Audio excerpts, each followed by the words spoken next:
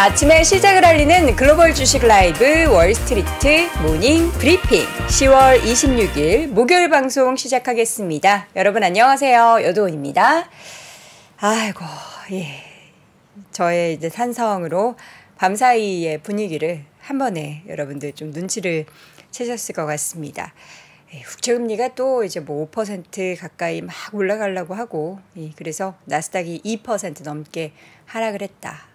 지정학적 리스크에 대한 불안감, 그리고 뭐 모기지 금리도 뭐 당연히 금리에 따라서 굉장히 또 부담스러운 수준, 뭐 신규 주택 판매 내용들 다양하게 시장에 영향을 미치는 가운데 어제 우리가 좀 걱정했었던 이제 장 마감 후에 알파벳 실적 발표하고 나서 애프터마켓에서도 주가가 많이 하락했는데요. 본장에서도 크게 좀 하락을 했습니다. 잠시 후에 자세한 상황들 확인해 보도록 하겠습니다. 제가 중앙이 아니에요.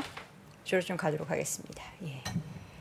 시장이 중앙을 잘 못 맞추면은 안 되죠. 제가 중간으로 좀 이동을 하도록 하겠고요. 잠시 후에 자세한 뉴욕 증시 분위기 확인을 해보도록 하겠습니다.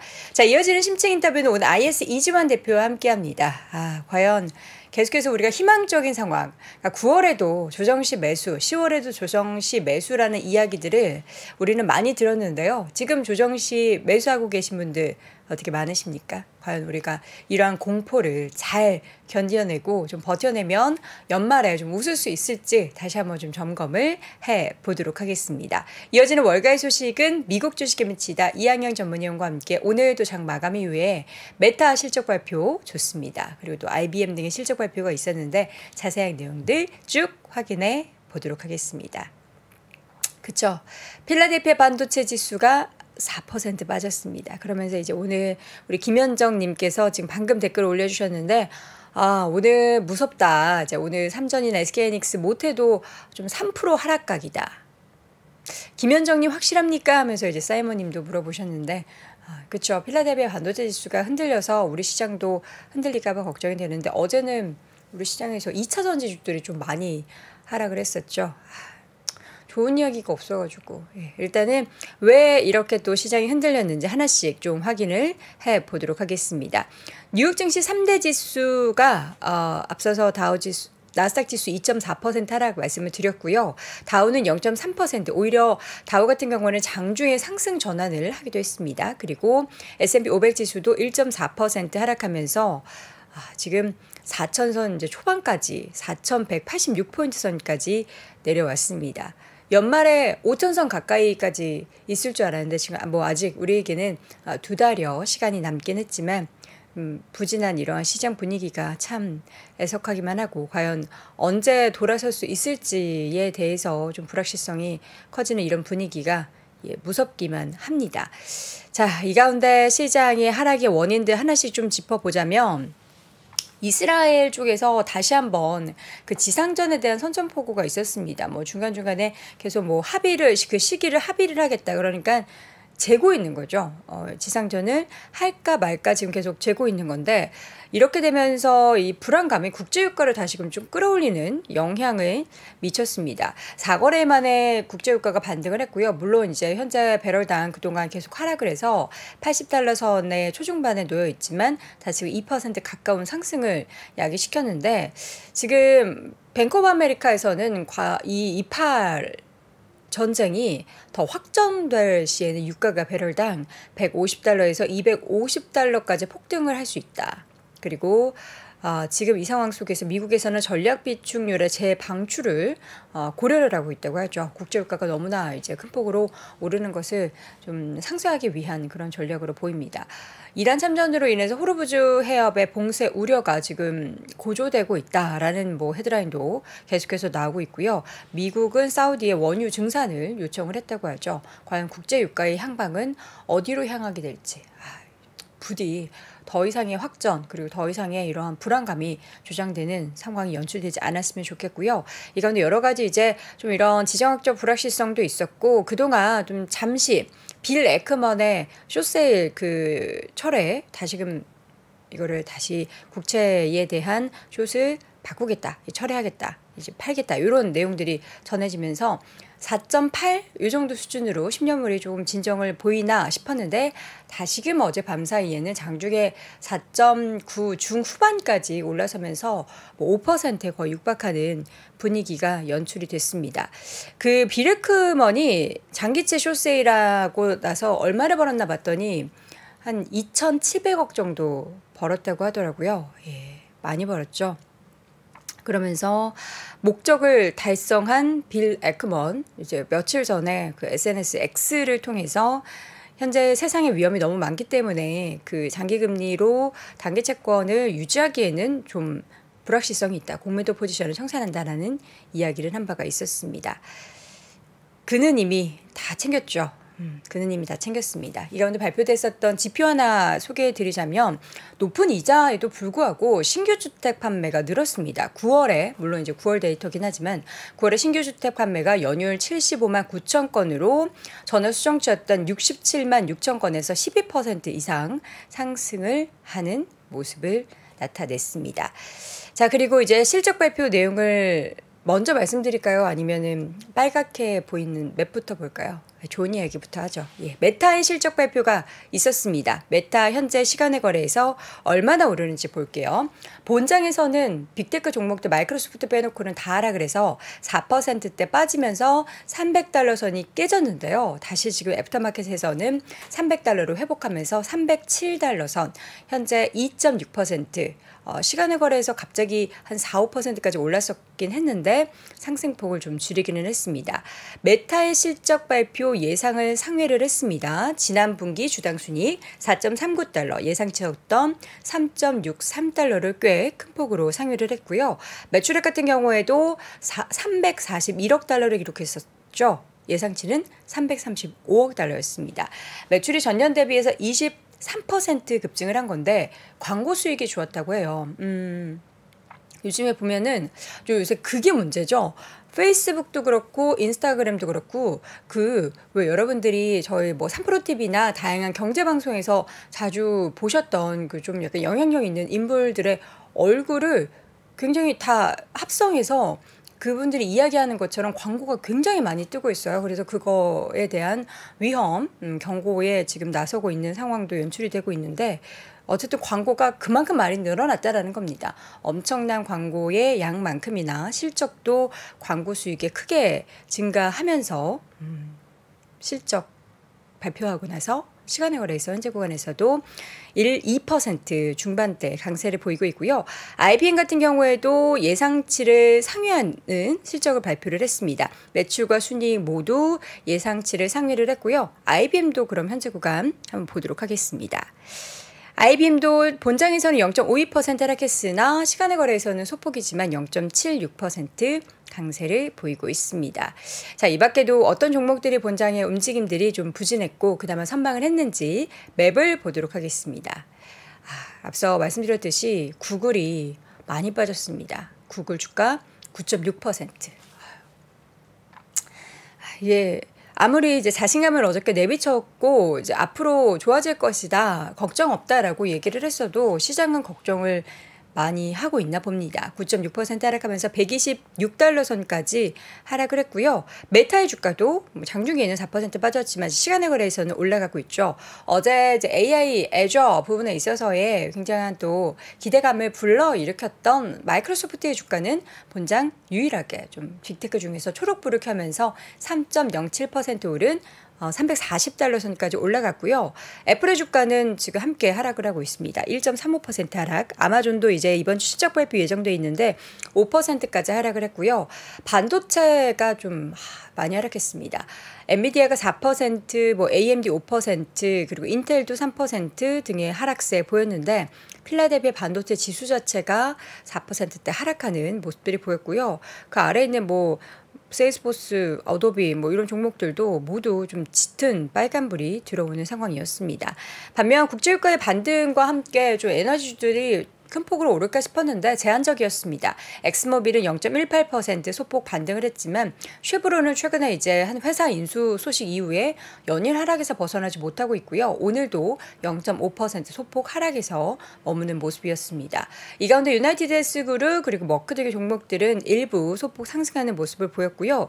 종목 가운데서 보잉 같은 경우에는 분기 손실이 크게 줄었음에도 불구하고 예상보다 손실 규모가 크고 또 올해 737 맥스 여객기 인도 목표를 하향 조정했다라는 소식에 하락했습니다. 여기 이제 에너지주 바로 옆에 부동산 그 옆에 이제 BA라는 티커명 보이시죠? 2.5%대 하락을 했고 텍사스 인스트루먼츠의 주가도 매출 예상치를 하회 그리고 가이던스도 기대치에 미치지 못하면서 3%대 하락하는 모습을 보였습니다. 메타 실적 잠시 후에 아마 우리 이항윤 위원님께서 자세하게 말씀을 해 주실 텐데 지금 일일 활성 사용자 같은 경우에는 20억 9천만 명, 월간 활성 사용자가 30억 5천만 명으로 집계가 됐습니다. 예상치를 좀 근소하게 상회를 하거나 좀 비슷한 수준을 기록을 했다라는 건데요. 앞서 이야기했던 것처럼 광고 매출이 전년 대비해서 20% 넘게 크게 증가한 게 3분기 연속 감소해서 이 추세가 반전된 것에 있어서의 의미를 부여하고 있는 그러한 모습들이 나타나고 있습니다. 과연 이러한 메타의 실적이 국내 시장이나 뭐 다른 기업들의 오늘 밤에 영향을 어떻게 또 긍정적으로 미칠지. 어제 같은 경우에는 아침에 이제 알파벳의 주가가 하락을 해도 마이크로소프트가 조금 버텨주니까 이제 본장에서 과연 이게 어떻게 반영될까 싶었는데 국채 금리가 워낙에 또 다시금 고개를 들고 있고 하다 보니까 전체적으로 빅테크 기업들의 주가를 좀 크게 하락으로 이끄는 원인이 됐습니다. 지금은 그러면 우리는 뭘 보면서 시장의 이런 하락을 해석을 하고 앞으로를 또 우리가 예측을 해볼 수 있을까요? 잠시 후 이어지는 심층 인터뷰 IS의 이지원 대표와 함께 자세한 이야기 나눠보시죠. 네, 월스트리트 모닝브리핑 함께하고 있습니다. 6시 현재 시각 43분을 막 향해 가고 있는데요. 제가 이제 요 광고가 나오는 사이에 이지원 대표님이 자리를 막 할 때 왜 이렇게 빠진 거예요? 뭐가 제일 큰 이유예요? 하면서 저 볼멘 소리를 했는데 대표님의 그 짧은 답변이 저는 납득이 가지 않습니다. 과연 어떤 이야기를 저희가 나눴는지 ISN 이지원 대표 함께합니다. 대표님 어서 오세요. 안녕하세요. 그러니까 저는 이해가 안 된다고요. 이스라엘과 하마스 우리 작년에 러시아하고 이제 러시아가 우크라이나를 침공하는 일이 발생을 하고 나서도 물론 이제 올 초에 갑자기 이제 AI 붐이 팍 발생을 하며 시장은 지금 전쟁하고 있어? 라고 이야기할 정도로 확 반전이 됐거든요. 이스라엘과 하마스도 비슷한 맥락이 아닐까 저는 생각이 드는데 어제 가장 큰 하락의 원인이 이거였다고요? 일단은 이제 이스라엘 하마스 전쟁이 우리가 예상했던 부분과 좀 다른 양상이 나왔죠. 네. 그 다른 양상이라는 가장 큰 이유가 원래 이제 이스라엘 하마스 전쟁이 나서 뭐 유가가 어떻게 된다, 혹은 뭐 국제적으로 할 때 막 이스라엘에 반도체 관련돼 있는 뭐 차량용 반도체 관련돼 있는 연구소 기업들 많으니까 반도체가 어떻게 된다, 뭐 이런 지엽적인 부분을 얘기하다가 네. 결국은 그 조정이 약간 마무리된 듯 하다가 다시 재차 미국 증시가 하락할 때. 바이든 대통령이 이제 추가 재원 발언이 이제 결정적이었죠. 결국 이제 바이든 대통령이 우크라이나와 이스라엘을 동시에 지원하려면 한 1,050억 달러 정도의 추가 재원이 필요하다라는 부분을 발표를 했는데 이게 결국은 이제 그러면 다시 또 국채 공급이 늘어나는 것이 아니야라는 우려감을 증폭시켰죠. 결국은 국채가 어느 정도 투기적 거래에서 세력된 이제 차익 매물이 나온 이후에 어느 정도 자리를 잡으려고 하다가 다시 이제 재차 상승할 수 있는 여건이 마련되었고 이게 이제 추가 조정에 이제 빌미가 좀 되고 있죠. 이게 이제 결국 이제 예상하지 사실 못했던 부분이거든요. 보통은 이런 국지적인 뭐 지정학적 리스크가 들면 안전자산에 대한 선호가 나오고 그럼 국채 금리가 떨어진다. 이런 게 이제 기본적인 얘기인데 이번에는 오히려 국채 공급이 늘어난다라는 부분에 더 시장이 반응했는데 그것은 제가 봤을 때 아마도 지난 3분기 때 국채 발행이 너무 많았어요. 그러니까 실제로 이 투기적 그 빌 에크먼도 얘기했지만 빌 에크먼이 이 공격적으로 국채를 매도 취소했었던 가장 큰 이유 중에 하나가 지난 3분기 때 국채 발행이 어떻게 보면 지난 1년 동안 발행했던 국채 양의 전체 70%가 한 번에 발행됐거든요. 그러면 1년 동안 나오는 물량의 70%가 지난 분기에 나왔기 때문에 너무 공급이 많았다는 거죠. 그러니까 지금 현재 금리가 뭐 고공행진하는 추가 뭐 긴축에 대한 우려라든지 수요가 감소 이런 부분도 물론 맞지만 아마도 투기적 거래를 하는 분들이 가장 자신 있게 베팅했던 이유 중에 하나는 바로 이 국제 공급이 너무 많았다는 부분인데 네. 결국 이게 이제 투기적 거래를 자극하는 요소인데 이번에 이 바이든의 발언이 다시 추가적으로 국제 공급이 늘어날 수 있다는 부분에 대한 우려를 키웠기 때문에 이게 가장 직접적으로 금융시장을 압박하는 원인이 좀 되었습니다. 네. 그러니까 우리가 이 부분을 우리가 좀 생각을 하는 게 좀 맞을 것 같고요. 이 국채와 관련된 부분은 그러면 이제 흐름이 어떻게 될 거냐라고 본다면 네. 물론 우리가 과거의 자료를 다 돌이켜 보면 결국 금리 인상 중단이 가시화되면 결국 국채 금리는 완만하지만 하락을 합니다. 근데 지금은 우리가 어느 정도 6월달 미국은 7월달 이후에 나왔던 조정이 마무리될 수 있는 국면에서 우발적으로 이스라엘 하마스 사태가 나왔거든요. 그러니까 이게 지금 조정을 새롭게 야기해서 얼마나 추가적으로 가격 조정을 야기할 거냐라고 본다면 결국 이런 단기적인 지정적 리스크는 가격 조정을 단기간에 유발을 하지만 의외로 또 조정이 빨리 끝날 수도 있습니다. 그러니까 이 부분을 우리가 좀 생각해 봐야 되는데 그러면 결국 금리의 상황이 어떻게 될 거냐가 굉장히 중요할 것 같고요. 네. 지금 공급은 일단 그 바이든 대통령의 발언을 위해서 확대가 될 수 있다는 가능성이 좀 늘어났고 여기에 지금 보면 수요는 지금 여전히 이제 중국이나 일본 쪽을 통해서 감소를 좀 하고 있죠. 그러니까 일본이 최근에 어느 정도 매도하는 양을 좀 줄이기는 했지만 지금 중국은 계속해서 가파르게 매도를 증가를 하고 있거든요. 아니 제가 중국이라도 미국제 팔죠. 뭐가 예쁘다고 그거 사겠어요. 그러니까 이거는 실리적인 면도 있고 왜냐하면 중국이 장장 본인들의 그 발등에 불도 급한 부분도 있고 그쵸. 또 하나는 정치적인 부분도 당연히 있죠. 그러니까 이거는 미국을 우회적으로 압박할 수 있는 하나의 수단도 또 되기 때문에 어쨌든 일본은 지금 현재 매도세가 좀 멈추긴 했지만 중국은 계속해서 가파르게 나오기 때문에 결국은 공급은 계속해서 많이 늘어나고 있고 수요는 감소하는 상황에서 이렇게 본다면 누구라도 헤지 펀드들이 투기적 거래를 여기서 선호할 수밖에 없는 거죠. 그렇죠. 그리고 이제 그런 의미에서 좀 나왔던 부분인데 결국 이번에 이제 빌 에크먼의 발언을 우리가 잘 분석해 보면 너무나 이제 본인이 국채를 매도할 수 있는 환경이 자신에 차 있었죠. 확신에 차 있었고 하지만 이제 이게 이제 어느 정도 본인이 이제 이번에 그 밝혔던 내용들을 본다면 이거 이제 결국은 10년물 국채 금리가 5%를 넘어가면 아마도 이제 본인이 봤을 때는 여기가 이제 목표가라고 설정 좀 했던 것 같아요. 그러니까 우리가 국채에 대한 두 가지 시기와 퍼센테이지를 좀 본다면 결국 시기는 제가 봤을 때 국채 공급이 과다하게 몰렸던 3분기를 정점으로 매도를 할 수 있고 이 시기가 지나면 어느 정도 포지션을 줄여야 되겠다라고 생각을 했었던 것 같고 여기에 10년물 국채 금리가 5%를 넘어가면서 차익 실현 욕구가 이제 굉장히 커졌다라고 얘기를 했는데 근데 그날 그 빌 에크먼 발언이 나왔던 날 그러면 미국 증시가 좀 강하게 상승을 해줬어야 되는데 그렇게 크게 상승하지는 않았거든요. 그러니까 왜 그런가를 보면 사실 이 빌 에크먼의 발언이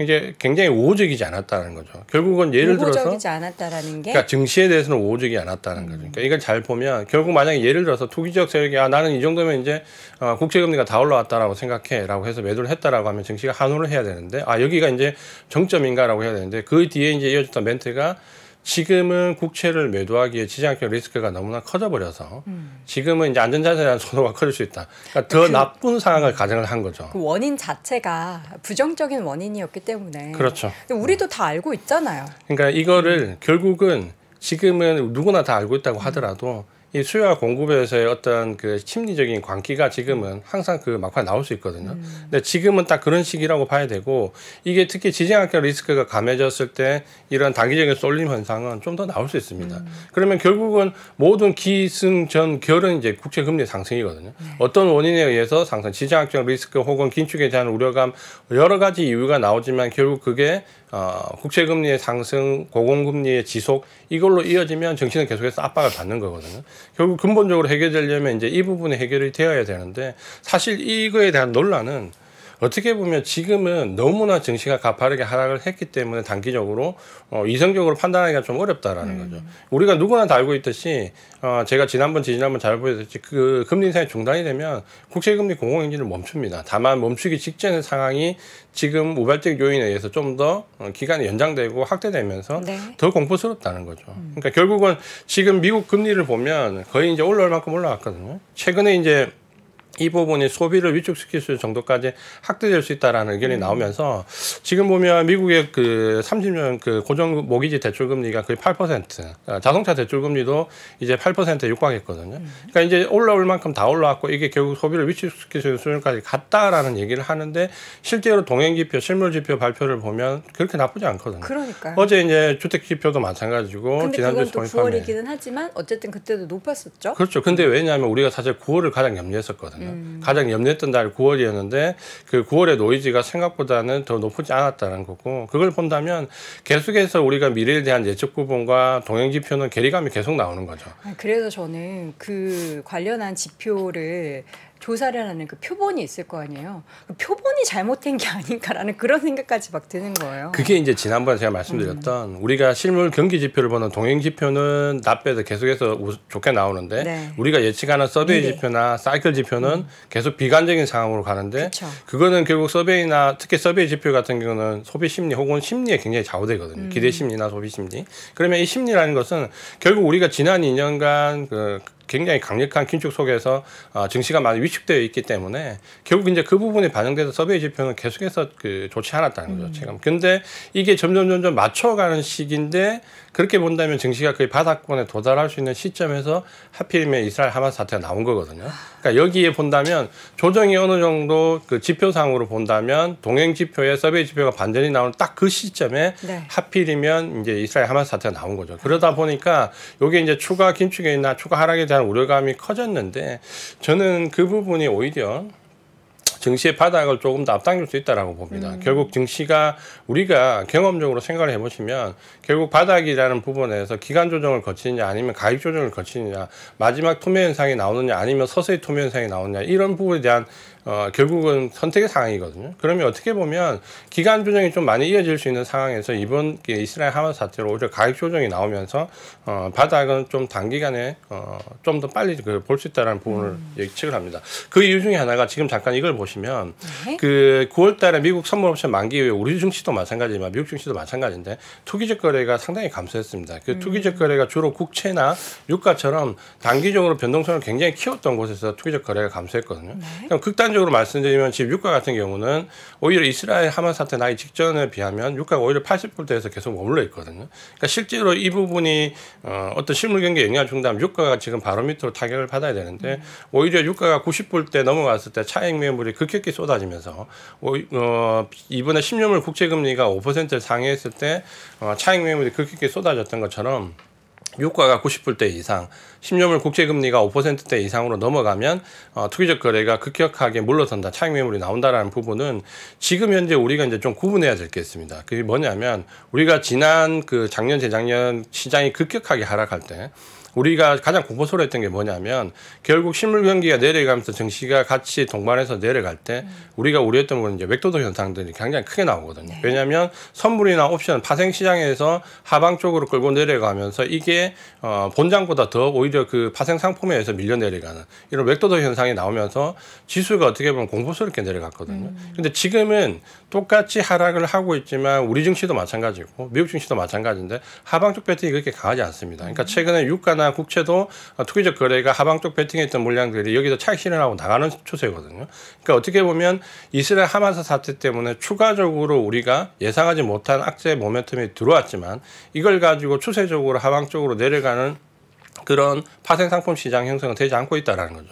그게 최근에 우리 증시도 굉장히 크게 급격하게 조정을 받는데 오히려 외국인들의 풋옵션 거래를 보면 대거 풋 매도가 나오면서 하방형 포지션을 청산하거든요. 그러니까 그걸 본다면 결국은 그 지금 시장을 움직이는 주체들도 예상하지 못했던 부분에 의해서 벌어졌던 이런 하락에 대해서 어느 정도 해지성 그 기능을 하지만 이전처럼 적극적으로 하방으로 밀고 내려가서 수익을 취하려는 그런 부분은 아니다라는 부분을 우리가 좀 이해를 했으면 좋겠고요. 그렇게 본다면 결국 이 그 가격 공백 혹은 매도가 굉장히 강해서 내려간다라기보다는 미국 증시도 그렇고 우리도 그렇고 매수가 좀 부재한 거죠. 그러니까 지금 다들 언제 사야 하지를 기다리고 있는 것 같아요. 신규 매수를 언제 더 해야 그렇죠. 될까? 맞아요. 지금 왜냐하면 악재가 사라진 게 아니고 변동성이 계속 진행되고 있기 때문에 돌아서고 좀 진정되면 사자 이런 분위기가 더 큰 것 같다는 생각이 좀 들어요. 그래서 근데 이제 그럼에도 불구하고 지금은 계속해서 그 주식을 살 수 있는 기회를 좀 탐색을 좀 해야 됩니다. 왜냐하면 지금이 예를 들어서 이 이스라엘 하마스 사태가 증시가 굉장히 고공행진을 하고 있는 상황에서 나왔던 고점에서 나온 게 아니라 증시가 굉장히 조정을 많이 받아 있는 상태에서 추가적인 조정을 야기하는 부분이거든요. 그러면 어느 정도 조정이 그 밸류에 맞게 조정이 어느 정도 이루어지고 난 다음에 예를 들어서 우발적 사건에서 추가로 조정받으면 지나고 보면 보통은 그때가 상당히 기회였습니다. 그래서 그런 얘기도 하더라고요. 정말 안 좋은 최악의 상황이지만 지상전이 팍 벌어져가지고 정말 최악으로 팍 치솟았을 때가 매수할 때다. 사실 저는 그 의견에 동의합니다. 그러니까 저도 그때를 기다리고 있는데 뭐 기다린다면 좀 어폐가 있지만 네. 사실 어제 그 미국 증시가 빅테크 기업들 발표 위에 장중에 밀렸다가 순간적으로 그 유가가 급락을 하고 증시가 반짝 반등했던 중간 타이밍이 있었거든요. 그때가 이스라엘 하마스 휴전 얘기가 나왔을 때입니다. 지금 뭐 그 아랍의 지도자들이 중재를 하고 있는데 그 부분이 좀 잘 진행돼서 휴전이 오보죠. 나왔다가 다시 이스라엘의 지상전 발표를 하면서 시장이 급격히 꺾여 내려갔거든요. 그러니까 이걸 본다면 결국 시장이 어떤 펀더멘털보다는 이런 모멘텀 심리에 의해서 지금은 좌우되고 있다라는 부분을 본다면 한 가지 이제 우리가 참고할 거는 이거죠. 우리가 그 재작년에 그 하락과 급락과 좀 다른 게 있다면 매도가 굉장히 강해서 치밀하게 파생 상품과 연계돼서 내려갈 때와 지금처럼 우월적인 그 지정학적 리스크나 이런 부분이 나와서 매도보다는 매수 공백에 의해서 내려가면 결국은 그 시장의 반전도 대부분은 좀 빠르게 나오는 편입니다. 왜냐하면 내려가는 동안 매도가 악성 매물이 쌓여서 내려가는 게 아니라 대부분 호가 공백, 매수 공백으로 내려가기 때문에 올라오는 반등도 상당히 좀 빠를 수 있거든요. 그러니까 이런 부분을 생각해야 되는데 문제는 이제 오늘 드리고 싶은 말씀이 그렇다면 만약에 여기서 지금 시장이 어느 정도 저점을 형성해서 정시가 좋아진다라고 가정했을 때 과연 우리 개인 투자자분들이 여기서 수익을 낼 수 있을까라는 부분은 또 다른 문제입니다. 네. 그러니까 오늘 말씀드리는 그건데 지금 2000년대 이후에 금리 동결 기간을 보면 보통 이제 우리가 금리가 동결되고 금리 인상을 하다가 금리가 멈추는 시기죠. 금리 동결 시기가 오고 금리 인하 시기가 올 때 이전에는 보통 평균적으로 한 금리 동결 기간이 10개월 정도였거든요. 10개월 내외에서 왔다 갔다 했는데 최근에는 이게 18개월까지 갑니다. 그러니까 1년 이상 보통 18개월까지 금리 동결 기간이 길어지고 있습니다. 2000년대 이후죠. 하이어 포 롱거라잖아요. 그래서 그 부분인데 그게 이제 왜 중요하냐면 예전에 뭐 8개월, 6개월 이럴 때는 어떻게 보면 그냥 한번 눈 찡긋 감고 그 상황을 견디면 되는 거거든요. 근데 지금은 그 견뎌야 되는 시간 정도로 치부할 수 있는 게 아니라 뭐 1년 이상, 1년 6개월, 2년까지 가기 때문에 여기서 뭐 그 동결 기간에 맞는 투자 전략을 새롭게 세워야 된다는 거죠. 그러니까 요게 이제 하나의 우리가 고려해야 될 부분인데 이 금리 동결 기간에 굉장히 그 수익이 차별화됩니다. 그러니까 그게 굉장히 차별된다는 게 어떻게 보면 지금 우리 그 투자가분들은 올해 미국의 빅테크 기업이 상승했던 게 굉장히 이례적이고 이게 저 정도까지 그 불균형이 나도 되나라는 생각을 할 수 있는데 사실 그 부분이 과거에도 똑같았다라는 부분을 본다면 지금이 우리만 뭐 특별한 게 아니라 여기서 굉장히 이제 전략적인 투자가 필요하다는 부분을 인식을 좀 할 수 있습니다.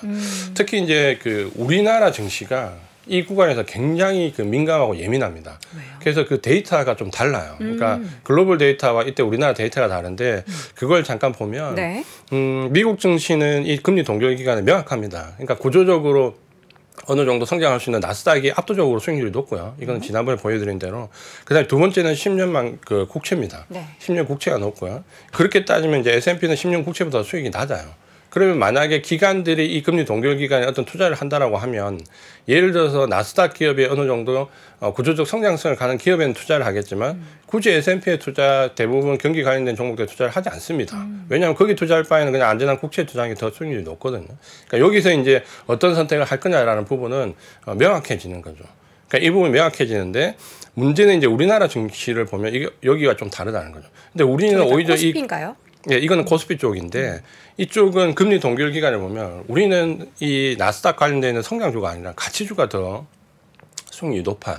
그래서 왜 가치주가 더 수익률이 이거는 성장주 대비 가치주이기 때문에 숫자가 높을수록 가치주가 기간이 더 길수록 또 올라갈수록 올랐다 이 부분인데 그럼 왜 우리나라는 가치주가 더 높았을까를 생각을 해봐야 됩니다. 왜 그런 거예요? 그러니까 이걸 그냥 단순하게 이때 가치주를 투자해야 돼가 아니라 상대적인 성장주의 부진이 굉장히 컸다라는 거죠. 그러니까 그 성장주라는 것은 결국 우리나라에서 뭘 의미하냐면 예를 든다면 지금 우리의 2차전지 소재 같은 거. 그러니까 뭔가 단기적인 모멘텀 테마성에 의해서 성장주라고 불리는 종목들이 이상 급등, 금리 인상 기간에 그 이상 급등했던 부분들이 결국 이 동결 기간에 부담이 돼서 그 종목들이 굉장히 어떻게 보면 급락을 했다는 거죠. 그래서 가지주가 상대적으로 수익이 높았다는 게 아니라 성장주들이 상대적으로 일부 성장주들이 상대적으로 수익률이 굉장히 떨어졌다는 거죠. 그러면 지금 이걸 우리가 잘 해석해 보면 지금 2차전지 소재라든지 모멘텀으로 왔던 뭐 초전도체, 로봇, 일부 바이오 섹터들 이 급락이 어떻게 보면 이 데이터를 보면 미리 어느 정도 얘기는 좀 되는 거죠. 그래서 제가 한두 달 전부터 이 부분을 계속 강조를 좀 많이 드렸거든요. 그러면 이걸 잘 생각해 보면 여기서 우리나라는 가치주를 선택해야 된다는 문제가 아니라 역으로 모멘텀이나 테마에서 올랐던 종목들을 선택하지 말아야 된다라는 결론을 얻을 수 있다는 거죠. 그러면 지금 현재 미국의 나스닥 기업들, 빅테크 기업들의 상승률이 이때 가장 컸는데 우리는 그러면 여기서 삼성전자나 하이닉스나 LG전자나 완전히 깔아앉을 거냐라고 본다면 그렇지 않다라는 거죠. 그런 종목들은 올라가 상승할 수 있는데 그 금리 인상 기간 동안 굉장히 모멘텀으로 특히 우리나라가 모멘텀 투자가 강하기 때문에 모멘텀으로 올랐던 종목들의 급락이 굉장히 강하다라고 인식을 해야 됩니다. 네. 그러니까 어떻게 보면 지금 이 금리 동결 기간에 우리 개인 투자자분들이 가장 신경 써야 될 부분은 어떤 수익률을 쫓아가는 것보다는 사지 말아야 될 종목들을 잘 지사 선택하는 게 더 중요하다는 거죠. 그러니까 그걸 이제 그 다음 차트를 보면 조금 더 명확해지는데 이때 금리 동결기에 보면 우리는 대형주가 소형주보다 훨씬 강세입니다. 그러니까 이것도 역시 마찬가지인데 소형주 대비 대형주의 그 수익률을 얘기하는 건데 이것도 역시 지금 그 2000년, 2006년, 2018년, 2024년 금리 동결 기간 2000년대 이후에 4번을 나눠서 보면 이때 대형주가 수익률이 훨씬 좋거든요. 그러니까 이 말은 뭐냐고 하면 결국 우리나라는 그 코스닥 관련돼 있는 모멘텀 종목들이 금리 인상 말기나 금리가 절정기에 달할 때 수익률들이 굉장히 변동성이 커지면서 올라왔거든요. 예를 들어서 뭐 우리가 2차전지 관련된 종목들 뭐 예를 들어서 코스닥 에코프로 10배, 20배 올랐던 그런 현상들이 과거에도 여전히 있었다라는 거죠. 이 시기에. 그리고 그 종목들이 금리 동결기에 들어가면 급격하게 수익이 꺾이면서 상대적으로 가치주가 높아 보이는 현상이 우리나라에는 들어왔다라는 거죠. 그러면 그걸 본다면 결국 미국은 금리 동결기에 지금 조정을 받더라도 빅테크 기업들이 계속해서 정시를 이끌어 갈 거고 우리는 이 금리 동결기에 그동안 모멘텀으로 올랐던 종목들이 아주 크게 급락할 것이라는 것을 어느 정도 미리 예측을 할 수 있는 거죠. 대신에 그 상대급부로 보면 가치주로 가는 게 아니라 우리도 역시 빅테크 기업들 중에서 지금 보시는 것처럼 대형주들, 뭐 삼성전자라든지 LG전자라든지 뭐 반도체라든지 전장이라든지 역시 구조적 성장성을 가져가는 쪽은 상승할 가능성이 높다라고 예측을 할 수 있다는 거죠. 네. 그러니까 이걸 본다면 지금 이 금리 동결기의 투자의 방향이 어느 쪽으로 가야 되는지를 잘 생각을 하셔야 됩니다. 그리고 이 기간이 짧으면 1년에서 길면 1년 한 6개월, 2년 가까이 가기 때문에 이게 짧은 기간이 아니거든요. 지금 최근에 2000년대 이후는. 그러면 이걸 본다면 결국은 우리 개인 투자자분들이 지금 어떤 선택을 해야 되느냐 코너에 많이 몰려 있으실 건데 이제 이 부분에 대해서 이제 조금 명확하게 할 필요가 있습니다. 그래서 금리 동결기에는 모든 섹터가 종목이 다 올라가는 강세장이 아니기 때문에 어떤 순환매적인 걸 기대해서 내가 어느 특정 섹터에 몰려 있으면 그래도 어느 정도 시간이 돌아서 돌고 돌아서 순환매가 들어올 때 어느 정도 회복되지 않을까라는 것은 기대하기가 어렵다라는 반증이 되는 거죠. 네. 그래서 여기는 철저하게 구조적 성장성을 가져가는 쪽으로 좁혀서 들어가지 않으면 미국 증시도 우리 증시도 상당히 어려울 수 있는데 대신에 이 빅테크 기업들의 성장률을 본다면 오히려 이때 집약된 자금의 이동이 들어오기 때문에 시장보다 월등한 수익률이 나왔습니다. 그러니까 요거를 참고를 하신다면 지금 투자의 방향이 어느 쪽으로 가야 되는지를 어느 정도 예측을 할 수 있습니다. 그러니까 미국 같은 경우에는 빅테크 기업들은 뭐 그들이 하는 산업이나 그리고 일단 자금력이 워낙에 탄탄하기 때문에 앞으로의 시장에서 선방을 하는 분위기 연출되겠지만 미국에서 그렇게 뭐 기술주들이 오른다고 해서 빅테크 종목들이 오른다고 해서 우리 시장에서 그런 관련한 기업들이 오른다거나 아니면 성장주 성격을 가진 기업들이 오른다라는 그런 생각보다는 반대로 우리 시장의 또 특징은 조금 다르다라는 것을 우리가 꼭 그렇죠. 염두에 둬야 된다는 거잖아요. 이 시기에 결국 금리 동결 시기에 모멘텀 위주로 올라왔던 소형 종목이나 혹은 모멘텀을 너무 강하게 테마성으로 받았던 종목들에 대한 급락은 주의를 해야 된다는 거고 마지막으로 이 차트는 꼭 하나 지금 굉장히 어려운 시기인데 좀 보여드리고 싶습니다. 우리나라는 왜 이렇게 쭉 올라왔죠? 그러니까 이게 지금 현재 우리나라가 올해 수출도 부진하고 기업 실적도 미국과 대비해서 상대적으로 상당히 좋지가 않고 네. 지금 어떻게 보면 2023년도가 작은 시즌을 겪고 있거든요. 그러면 내년도 2024년도 EPS 성장률, 올해 대비를 해서 EPS 성장률을 보면 결국 올해가 내년에 비해서 이제 턴어라운드 되는 쪽을 찾아야 되거든요. 어느 쪽이 턴어라운드가 가장 강하게 되는가 여부를 좀 찾아야 되는데 그 턴어라운드 되는 쪽을 찾으면 이전에도 한번 보여드렸지만 보시면은 신흥국이 일부 턴어라운드 되는 부분이 있고요. 그 다음에 미국이 일부 턴어라운드 되는 부분이 있습니다. 그래서 미국은 여전히 내년도 또 증시가 그렇게 나쁘지 않을 것 같고요. 그 다음 보시면은 우리나라가 턴어라운드 되는율이 가장 높습니다. EPS 성장률만 놓고 봤을 때. 결국 이제 이걸 꼴로 얘기하면 올해가 차익이라는 거고 내년에 이 정도 EPS 성장률이 나온다는 것은 쉽게 말씀드리면 반도체가 턴어라운드 한다는 거죠. 그러니까 올해까지는 어차피 지금 반도체에 대한 기대감이 있어도 실적은 상당히 안 좋잖아요. 그러니까 결국 안 좋은 상황이 내년도 EPS 성장을 보면 돌아서는 글로벌 증시 가운데 한국 증시가 지금은 가장 EPS 성장률이 높습니다. 그러면 올해 가장 많이 두드려 맞는 증시는 우리나라라고 보면 결국 내년도 이거를 턴어라운드해서 뒤집을 수 있는 가능성이 가장 높은 것도 사실은 우리나라입니다. 그러니까 지금 현재 만약에 어떤 자산 배분은 증시 내에서 그 자산 배분 전략을 짜신다면 지금은 결국은 미국과 우리나라가 가장 좋은 대안이 될 수 있습니다. 증시 자체를 본다면 결국은 주가라는 것은 성장성이 더 추가로 뛰어나는 것과 혹은 턴어라운드 되는 것 두 개 중에서 가장 주가 탄력이 크게 나오거든요. 그 중에서는 턴어라운드가 가장 큰데 그렇게 본다면 한국과 미국 증시를 2024년도는 가장 주목할 필요가 있고 특히 우리나라 증시를 내년도에는 가장 크게 주목할 필요가 있습니다. 요거를 마지막으로 꼭 기억을 하셨으면 좋겠습니다. 알겠습니다. 지금 우리 시청자분들의 마음을 채팅창을 통해서 쭉 이렇게 보면은 시장에서 이제 워낙에 안 좋다 보니까 이런 부정적인 상황을 뭔가 해칭할 수 있는 그런 방법도 좀 알려주셨으면 좋겠다 하는데 이게 약간 이제 선진국과 신흥국 시장에 있어서 해칭도 가능한 거잖아요. 미국 시장에서 이런 종목들을 사면 반대로. 저는 또 한 가지는 ETF를 좀 적극적으로 하려 하셨으면 좋겠습니다. 네. 그러니까 제가 그 올 중반에 이 질문을 똑같이 받았었거든요. 여기서 그때 저는 사실은 그 ETF를 인버스 상품을 해서 해지를 한다라고 말씀드렸고 그거를 뭐 5대1 비율, 뭐 4대1 비율, 시장 단에서 3대1 비율 이렇게 이제 조절하는데 이게 물론 일반인들이 그렇게 하기는 쉽지가 않습니다. 근데 최근에는 이 ETF가 워낙 발달되어 있기 때문에 개인 투자자분들이 어떤 공매도라는 어려운 제도를 통하지 않고도 시장 리스크를 좀 커버할 수 있거든요. 네. 이 인버스를 수익 추구 상품으로 생각하지 마시고 해지 수단으로 쓰신다면은 충분히 내 계좌를 어느 정도 해지를 하고 좀 대비를 할 수 있습니다. 이런 정도의 활용은 이제 우리 개인 투자자분들도 굉장히 공부를 많이 하고 학습력이 높아져 있기 때문에 이제 이런 전략적인 기본적인 투자는 좀 하셨으면 좋겠습니다. 알겠습니다. 마음이 무겁습니다. 어쨌든 이제 시장이 또 이렇게 흘러가다가 어떠한 또 갑자기 좋은 변수가 나타날 수도 있잖아요. 죄송해요. 너무 희망으로 돌려서 저한테는 붙잡을 게 그거밖에 없는 것 같습니다. 부정적인 환경 안에서 우리는 또 시장을 그저 이제 넉넉히 바라볼 수는 없으니까 이러한 부분들 상세하게 체크해 보면서 최대한 좋은 분위기로 우리의 포트를 좀 구성을 해보는 전략을 추구해 보도록 하겠습니다. 저도 마찬가지입니다. 자, 오늘 심층 인터뷰 ISN 이지원 대표 함께했습니다. 대표님 고맙습니다. 고맙습니다.